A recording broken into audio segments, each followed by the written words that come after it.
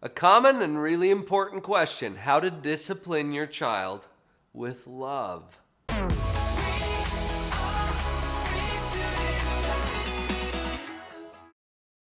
Okay, Live on Purpose parents, quick review.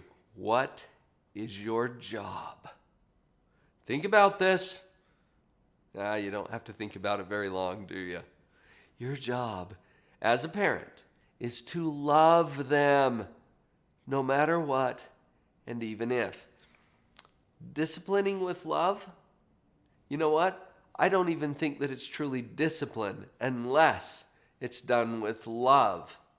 It's something else. It's some kind of dominion or whatever. Love is an essential part of the equation. Now, can I put this into context for you? Because all of the research that we've done over the years in psychology leads to the same conclusion. This is the most common finding that you can find in the child development literature, that there are two things that are necessary for a child to be well adjusted and stable in their life. Those two things are love and discipline. There's different words that are used in the different studies, but basically that's what it comes down to. Love and discipline, or structure. Okay. So discipline with love is essential to your child being well adjusted and stable in their life. Let's look at that word discipline. Discipline has in its very roots the idea of learning. Why would our children need to learn something? Here's where we get into a dilemma sometimes. We want to discipline our children because it makes our life easier as a parent. Okay, maybe that's not the best approach. What is it that the child needs to learn in order for them to have the best life possible? Do you see the shift? So we're not disciplining children so that our world is more organized or structured or more convenient or less chaotic. Now, that will happen. That's secondary. The primary purpose of the discipline is to assist a child to learn something that ultimately allows them to experience more joy in life. I know that that's subtle, but I think it's also important as parents to review that from time to time and come back to, what is the purpose for this thing?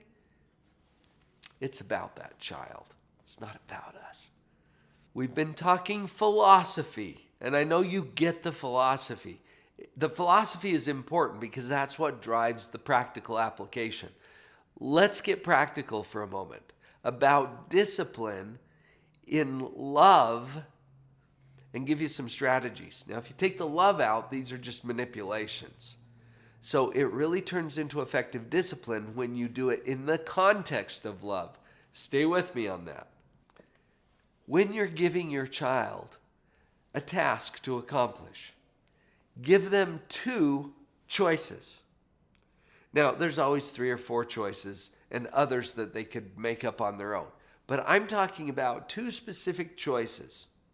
So let's say that you're loading up to go to the store and your 3-year-old is resisting. Okay, and then I'll use an example from an older kid too. Your 3-year-old is resisting. I don't want to go.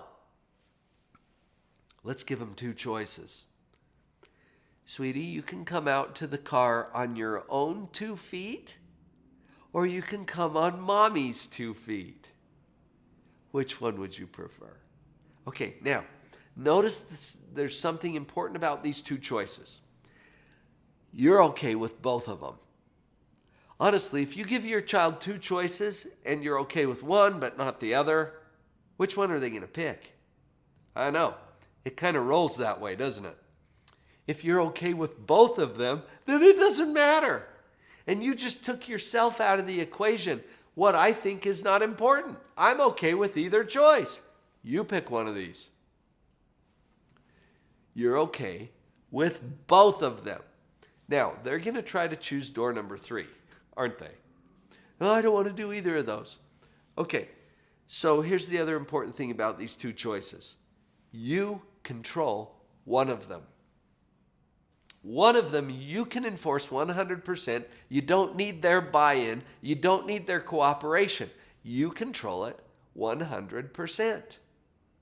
This is so crucial because if they choose door number 3, a lot of parents are just like, and then they get frustrated. It's like, well, my kid won't choose one of these things that I gave them.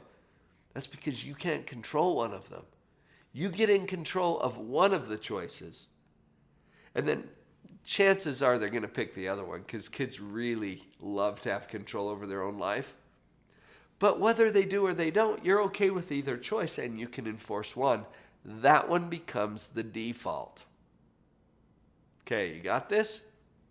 Okay, let's take a teenager because teenagers and 3-year-olds are very different. And there's a lot of other ages in between, but this will give you an idea. Let's say that your teenage son wants to go to a party. I had this with one of my sons when he was, I think, 16 years old. He came to me and said, Dad, can I go to this party? Your first response is going to be, tell me more about the party. Okay, because they've kind of kept you in the dark. They haven't given you all of the crucial details. Let's say you find out enough about the party that you don't really want them to go. Let's give them 2 choices. Okay? Son, I don't approve of the party, so you've got 2 choices. You can stay home tonight, hang out with us, get your homework done, do some family stuff, whatever. Or you can go to the party without my permission. Well, that's going to confuse him, isn't it? What do you mean? What do you mean? Well, I'm not giving you my permission to go to the party. Is that clear? You do not have my permission. I'm not saying you can't go because you've snuck out before and you've gone without my permission. And that's one of your choices. So you can stay home tonight, or you can go to the party without my permission. Now, I like to throw this part in, especially with teenagers. Any questions? And I like to say that with a little lilt to my voice. I raise my eyebrows just a touch because it means you better be asking some questions about this if you have some. A lot of kids don't have much curiosity, so they don't ask many questions. Kids who have worked with me for a while, they'll say, well, what happens if I go without your permission? That's a pretty good question. And we can talk about what the consequences would be if you were to go without my permission. But that is absolutely an option, and I'm okay with that one. I don't want you going to the party. So if you go, you're going without my permission. Now, do you see how we've set up these 2 choices? I'm okay with either one. I have a preference that he stays home. I'm going to acknowledge that. But I'm okay with this one. Why? Because I know that he's going to learn something from the consequences he'll receive if he goes without my permission. I'm not going to lose my cool. I'm simply going to enforce. Do you see how that works? So there's an example with a 3-year-old, another one with a teenager. Give them 2 choices.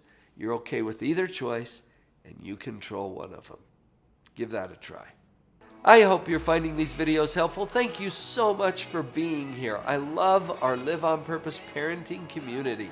If you haven't checked it out yet, come and look at the Parenting Power Up. You can find that at parentingpowerup.com. Hope to see you there too. Standing in the street alone. Her head was down, face locked onto the phone.